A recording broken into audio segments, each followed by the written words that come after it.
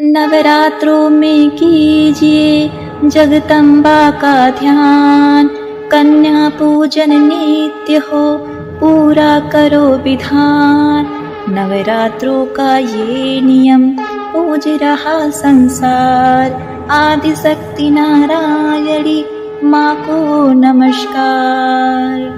सर्वमंगल मंगले शिवे सर्वार्थ साधिके शरण्ये त्र्यंबके गौरी नारायणी नमस्तुते। जय माता दी। ओम नमः शिवाय।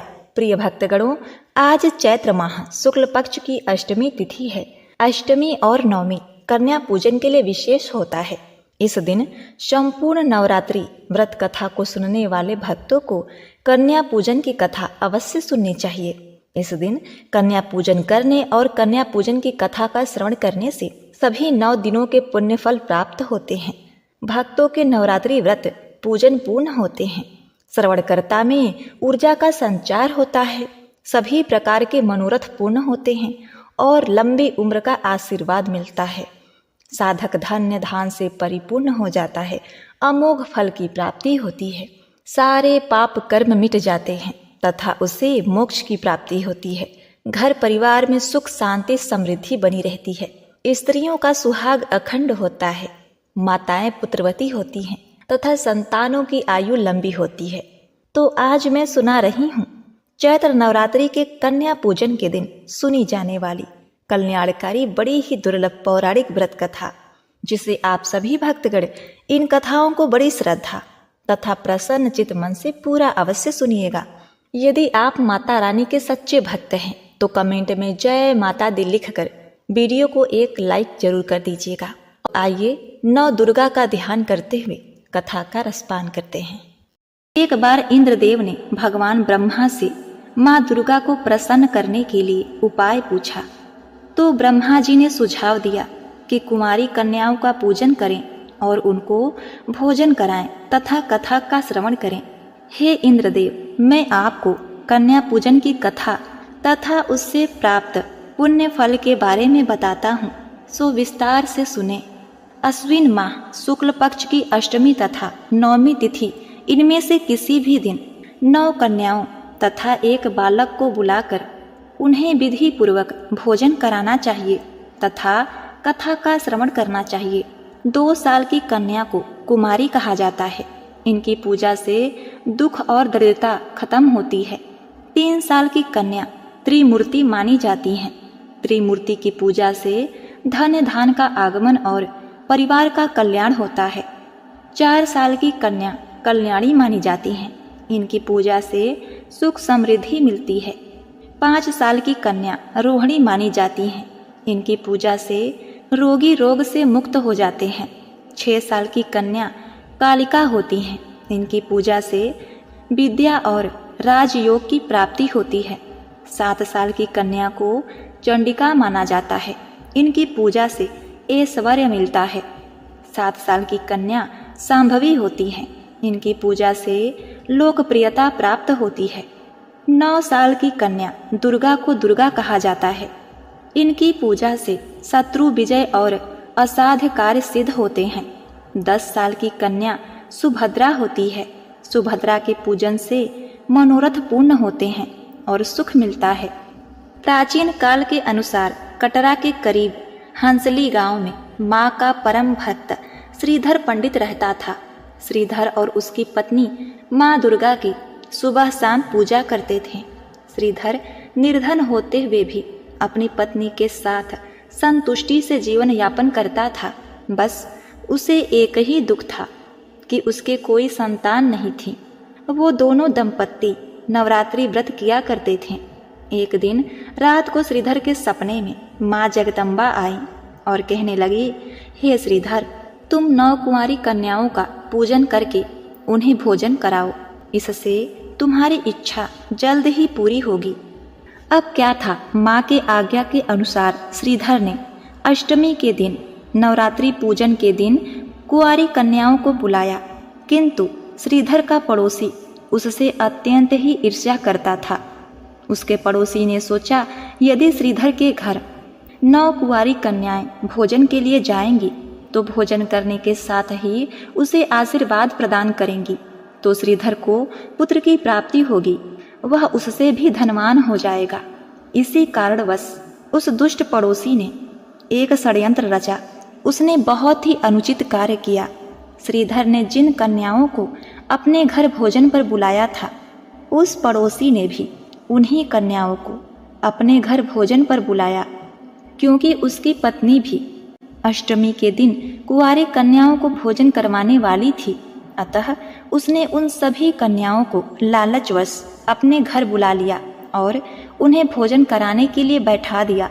अब क्या था, इधर गरीब ब्राह्मण श्रीधर अपने घर में अपने पत्नी के साथ उन कन्याओं की प्रतीक्षा करने लगा, लेकिन कन्याएं उसके घर नहीं आए। शुभ मुहूर्त भी बीता जा रहा था। इधर पड़ोसी ने भी बहुत चालाकी से उन कन्याओं को अपने घर रोके रखा और श्रीधर के घर नहीं जाने दिया। भोजन में विलंब होता देखकर श्रीधर ने अपनी पत्नी के साथ माँ भगवती, माता वैष्णो देवी के मूर्ति के सामने हाथ जोड़कर विनती करने लगा, उनसे अनुनय करने लगा। हे देवी माँ, मैंने तो कन्याओं को निमंत्रण दिया था, लेकिन वो अभी तक नहीं आई। हे माँ, मेरी लाज बचाओ। हे माँ, मेरे इस व्रत को पूर्ण करने में सहायता कीजिए। ऐसा कहकर श्रीधर अश्रुधारा बहाने लगा। श्रीधर की भक्ति को सहज ही माँ वैष्णो देवी ने स्वीकार किया। अपने भोले भक्त की इच्छा को वे कैसे टाल देती। उन्होंने सभी बाकी की 8 देवियों का आवाहन किया। त्रिमूर्ति, कल्याणी, रोहिणी, कालिका, चंडिका, सांभवी, दुर्गा, सुभद्रा, वराही, इन सभी देवियों का आवाहन करके माँ वैष्णो देवी महाबली हनुमान जी का आवाहन करती हैं और उन्हें अपने साथ लंगुरिया बनाकर ले जाती हैं। अपने घर 9 कुंवारी कन्याओं को आया देखकर श्रीधर बहुत ही हर्षित हुआ। उसने बड़ी ही श्रद्धा तथा भक्ति भाव से 9 देवियों के चरण को धोया तथा लंगुरिया रूप में हनुमान जी के चरण को भी धोया। उसके बाद बड़ी ही भक्ति भाव से श्रीधर ने अपनी पत्नी के साथ मिलकर 9 देवियों का श्रृंगार किया, उनका पूजन किया, उन्हें चुनरी उड़ाया, प्रेम से भोजन परोसकर अपने हाथों से पंखे का हवा झेलते हुए माता को भोजन करवाया तथा विधि पूर्वक उन्हें दक्षिणा देकर विदा करने लगा। अन्य कन्याएं तो चली गईं, किंतु माँ वैष्णो देवी नहीं गई। तब श्रीधर की पत्नी ने कहा, हे कन्या, क्या तुम्हें अपने घर जाने की जल्दी नहीं है? सारी कन्याएं तो चली गई। यह सुनकर कन्या हंसकर बोली, मैं आपके घर में भंडारा और ब्राह्मण भोजन करवाना चाहती हूँ। हे श्रीधर, तुम मुझसे जो भी मांगना चाहो वो आशीर्वाद मांग सकते हो। श्रीधर ने कहा, हे माता, हे कन्या, यदि आपकी यही इच्छा है तो माँ भगवती की इच्छा समझकर आप मुझे यह आशीर्वाद दीजिए कि मैं माँ वैष्णो देवी का साक्षात दर्शन कर सकूं और मुझे पुत्र की प्राप्ति हो। यह सुनकर माँ वैष्णो देवी ने श्रीधर को आशीर्वाद दिया और कहा, मैं आपके घर भंडारा और ब्राह्मण भोज करवाना चाहती हूँ। आप ब्राह्मणों को भंडारे का निमंत्रण दें और साथ ही पूरे गांव के लोगों को भी बुलाइए। अगर आप ऐसा करेंगे तो आपको माता वैष्णो देवी का दर्शन होगा और आपको पुत्र की प्राप्ति होगी। श्रीधर ने उस दिव्य कन्या की बात मान ली और आसपास के गांवों में भंडारे का आदेश पहुंचा दिया। लौटते समय गोरखनाथ और भैरव जी को भी उसके चेलों सहित न्योता दे दिया। सभी अतिथि हैरान थे कि आखिर कौन सी कन्या है जो इतने सारे लोगों को भोजन करवाना चाहती है। भैरवनाथ एक प्रसिद्ध तांत्रिक था और वह सभी सिद्धियों पर नियंत्रण रखने के लिए माना जाता था और भैरव को अपनी शक्ति का अभिमान था। भंडारे का दिन आ गया। सभी लोग श्रीधर की कुटिया की ओर चले आने लगे। लोगों को आता देखकर श्रीधर और उसकी पत्नी घबरा गए, क्योंकि अभी तक लोगों को भोजन करवाने के लिए कुछ भी नहीं बना था। दोनों दंपति माता की मूर्ति के सामने जा खड़े हुए और माँ की आराधना करने लगे। माँ की आराधना करते करते दोनों दंपति वहाँ पर सो गए। इतने में उनको एक दिव्य आवाज आई, हे श्रीधर, तुम घबराते क्यों हो? देखो भंडारे के लिए सारा भोजन बन गया है, चलो जल्दी से लोगों को भोजन परोसा जाए। जैसे ही श्रीधर और उसकी पत्नी ने पीछे मुड़कर देखा, वो दिव्य कन्या खड़ी थी। श्रीधर की कुटिया में बहुत से लोग बैठ गए। दिव्य कन्या ने एक विचित्र पात्र से भोजन परोसना आरंभ कर दिया। जब कन्या भैरवनाथ के पास पहुंची तो वह बोला, मुझे तो मांस और मंदिरा चाहिए। माता ने कहा, ब्राह्मण के भंडारे में यह सब नहीं मिलता। कन्या के दृढ़ स्वर को सुनकर भैरवनाथ ने जिद पकड़ ली, किंतु माता उसकी चाल भाप गई। वह पवन का रूप धारण करके त्रिकुट पर्वत की ओर उड़ चली। भैरवनाथ जी उनके पीछे गए। माना जाता है कि माँ की रक्षा के लिए पवन पुत्र हनुमान भी थे। मान्यता के अनुसार उस वक्त श्री हनुमान जी माता की रक्षा के लिए उनके साथ ही थे। हनुमान जी को प्यास लगने पर माता ने उनके अनुग्रह पर धनुष से पहाड़ पर वार चलाकर एक जलधारा निकाला और माता ने उस जल में अपने केस धोए। आज वही पवित्र जलधारा बाण गंगा के नाम से जानी जाती है, जिसके पवित्र जल का पान करने या इसमें स्नान करने से श्रद्धालुओं की सारी थकावट और तकलीफें दूर हो जाती हैं। इस दौरान माता ने एक गुफा में प्रवेश कर 9 माह तक तपस्या की। भैरवनाथ जी उनके पीछे वहां तक आ गए। तब एक साधु ने भैरवनाथ जी से कहा, तू जिसे एक कन्या समझ रहा है वह आदि शक्ति जगदम्बा है, इसीलिए उस महाशक्ति का पीछा छोड़ दे। भैरवनाथ ने साधु की बात नहीं मानी। तब माता गुफा की दूसरी ओर से मार्ग बनाकर निकल गई। यह गुफा आज भी अर्धकुमारी या आदि कुमारी या गर्भभूजन के नाम से प्रसिद्ध है। अर्धकुमारी के पहले माता की चरण पादुका भी है। यह वह स्थान है जहाँ माता ने भागते भागते मुड़कर भैरवनाथ को देखा था। गुफा से बाहर निकलकर कन्या ने देवी का रूप धारण किया। माता ने भैरवनाथ को चिताया और वापस जाने को कहा, फिर भी वह नहीं माना। और क्या था, माता गुफा के भीतर चली गई। तब माता की रक्षा के लिए हनुमान जी ने गुफा के बाहर भैरवनाथ से युद्ध किया। भैरवनाथ ने भी हार नहीं मानी। जब वीर हनुमान निढाल होने लगे तब माता वैष्णो ने काली का रूप लेकर भैरवनाथ का संहार किया। भैरवनाथ का सिर कटकर भवन के 8 मील दूर त्रिकुट पर्वत की भैरवी घाटी में गिरा। उस स्थान को भैरवनाथ के मंदिर के नाम से जाना जाता है। जिस स्थान पर माँ वैष्णो देवी ने हठी भैरवनाथ का वध किया, वह स्थान पवित्र गुफा अथवा भवन के नाम से प्रसिद्ध है।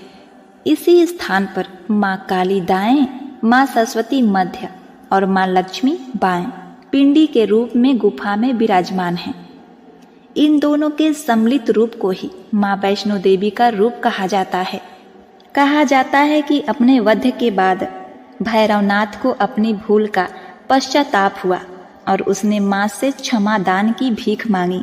माता वैष्णो देवी जानती थी कि उस पर हमला करने के पीछे भैरवनाथ जी का प्रमुख मनसा मोक्ष प्राप्त करने की थी। उन्होंने न केवल भैरवनाथ जी को पूर्व जन्म के चक्र से मुक्ति दिलाई, बल्कि उसे वरदान देते हुए कहा कि मेरे दर्शन तब तक पूरे नहीं माने जाएंगे जब तक कोई भक्त मेरे बाद तुम्हारे दर्शन नहीं करेगा। उसी मान्यता के अनुसार आज भी भक्त माता वैष्णो देवी के दर्शन करने के बाद 8 किलोमीटर की खड़ी चढ़ाई कर कर भैरवनाथ जी के दर्शन को जाते हैं।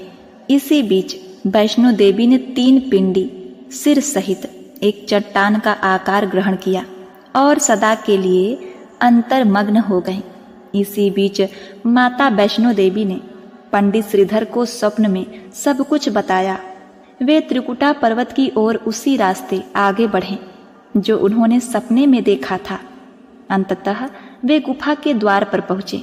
उन्होंने कई विधियों से पिंडियों की पूजा की और दिनचर्या बना ली। देवी की पूजा से माँ वैष्णो देवी प्रसन्न हुई। वे उनके सामने प्रकट हुई और उन्हें आशीर्वाद दिया। तब से श्रीधर और उनके वंशज माता वैष्णो देवी की पूजा करते आ रहे हैं और माता वैष्णो देवी अपने भक्तों का कल्याण निरंतर करती आ रही हैं। जगत में धर्म की हानि होने और अधर्म की शक्तियों के बढ़ने पर आदि शक्ति के सत, रज और तम 3 रूप महासरस्वती, महालक्ष्मी और महादुर्गा ने अपने सामूहिक बल से धर्म की रक्षा के लिए एक कन्या प्रकट की। यह कन्या त्रेता युग में भारत के दक्षिणी समुद्र तट रामेश्वरम में पंडित रत्नाकर की पुत्री के रूप में अवतरित हुई। कई साल से संतानहीन रत्नाकर ने बच्ची को त्रिकुटा नाम दिया, परंतु भगवान विष्णु के अंश रूप में प्रकट होने के कारण वैष्णवी नाम से विख्यात हुई। एक बार प्रेम से बोलिए, जय माता वैष्णवी, जय माँ भवानी, ओम नमः शिवाय। प्रिय भक्तगणों, अब आइए सुनते हैं कन्या पूजन की दूसरी कथा। किसी प्रसिद्ध नगर में एक ब्राह्मण अपनी पत्नी मोहिनी के साथ रहा करता था। बहुत समय होने के बाद भी मोहिनी को एक भी पुत्र की प्राप्ति नहीं हुई। इससे दुखी होकर उसने एक साधु महात्मा से इसका कारण तथा निवारण पूछा। साधु ने कहा, हे पुत्री, पूर्व जन्मों के फल के कारण तुम्हें संतान की प्राप्ति नहीं हो रही है। यह सुनकर मोहिनी ने कहा, हे महात्मन, कृपया करके इसका कोई उपाय बताइए, विधि व्रत तथा हवन पूजन बताइए। यह सुनकर उस महात्मा ने कहा, हे पुत्री, आने वाले 4 दिन के बाद नवरात्रि का आरंभ हो रहा है। तुम नवरात्रि का व्रत रखो और अष्टमी के दिन 9 कन्याओं को विधि पूर्वक भोजन करवाओ। विधि पूर्वक भोजन करवाने के बाद उन्हें यथाचित दक्षिणा देकर विदा करो और अपने व्रत को पूर्ण करो। ऐसा करने से तुम्हें पुत्र की प्राप्ति होगी। यह कह के ब्राह्मण वहां से चले गए। यह सब सुनने के बाद मोहिनी ने नवरात्रि का व्रत आरंभ किया तथा नवरात्रि के अष्टमी को उसने 9 कन्याओं को अपने घर में भोजन के लिए आमंत्रित किया। अब 16 श्रृंगार और स्वर्ण आभूषण से सजी धजी मोहिनी उस दिन धूमधाम से दुर्गा अष्टमी की पूजा की तैयारी करने लगी। कन्याएं आ चुकी थीं और ब्राह्मणी मोहिनी उन सभी को आलता लगाकर, चुनरी पहनाकर, हलवा पूरी का भोजन परोसने की तैयारी अपनी नौकरानी को आदेश दे देकर कर रही थी। वहीं सामने के दरवाजे के ओट में खड़ी नौकरानी की 7 वर्षीय पुत्री लालायित सी सब कुछ देख रही थी।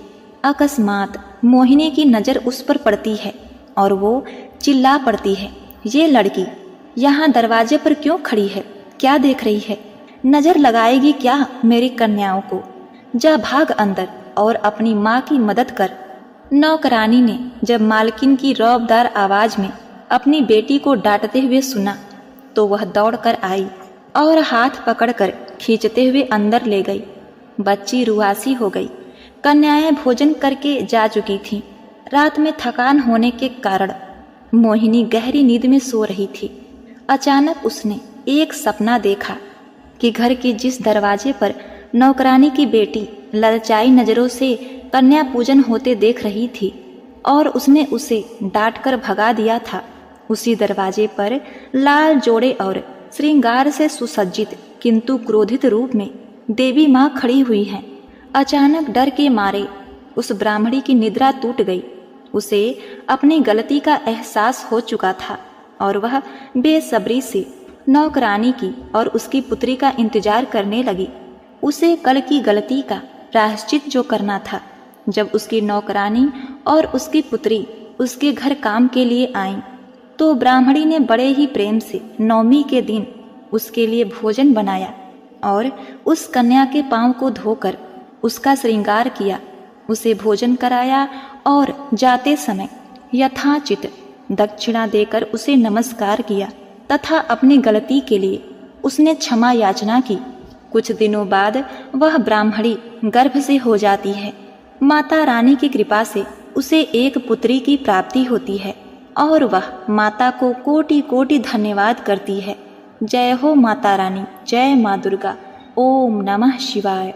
नौ दुर्गे माँ तेरी आरती गाऊं, नौ दुर्गे माँ तेरी आरती गाऊं, अम्बे महारानी तेरी आरती गाऊं, आरती गाऊं मैया तुमको मनाऊं, आरती गाऊं मैया तुमको मनाऊं, अम्बे महारानी तेरी आरती गाऊं, अम्बे महारानी तेरी आरती गाऊं। पहली प्रकृति देवी शैलपुत्री, दूसरी ब्रह्मचारी जग निर्मात्री, देख रूप बलिहारी मैं जाऊं, नौ दुर्गे माँ तेरी आरती गाऊं, तीसरी चंद्र घंटा शांतिदायक, तीसरी चंद्र घंटा शांतिदायक, चौथी कूष्मांडा जग की नायक, माँ के चरणों में शीस नवाऊं, नौ दुर्गे माँ तेरी आरती गाऊं, नौ दुर्गे माँ तेरी आरती गाऊं। पांचवें स्कंद माँ भाग्य की दाती, पांचवें स्कंद माँ भाग्य की दाती, छठी कात्यायनी तुष्टि दाती, ज्योत जलाऊं मैया सुमिरन गाऊं, ज्योत जलाऊं मैया सुमिरन गाऊं, नौ दुर्गे माँ तेरी आरती गाऊं, नौ दुर्गे माँ तेरी आरती गाऊं। सातवीं काल रात्रि शुभ फलदायक, सातवीं काल रात्रि शुभ फलदायक, आठवीं महागौरी शक्तिदायक, महाशक्ति की महिमा मैं गाऊं, महाशक्ति की महिमा मैं गाऊं, नौ दुर्गे माँ तेरी आरती गाऊं, नौ दुर्गे माँ तेरी आरती गाऊं। नवी महामाई माँ सिद्धिदात्री, नवी महामाई माँ सिद्धिदात्री, नौ दुर्गा पूजन से पूर्ण नवरात्रि, नौ दुर्गा पूजन से पूर्ण नवरात्रि, दुर्गा पूजन का आनंद पाऊं, नौ दुर्गा माँ तेरी आरती गाऊं, नौ दुर्गा माँ तेरी आरती गाऊं, अम्बे महारानी तेरी आरती गाऊं, नौ दुर्गा माँ तेरी आरती गाऊं, आरती गाऊं मैया तुमको मनाऊं, आरती गाऊं मैया तुमको मनाऊं, अम्बे महारानी तेरी आरती गाऊं, अम्बे महारानी तेरी आरती गाऊं, अम्बे महारानी तेरी आरती गाऊं। बोले अम्बे मात की जय। हर हर महादेव।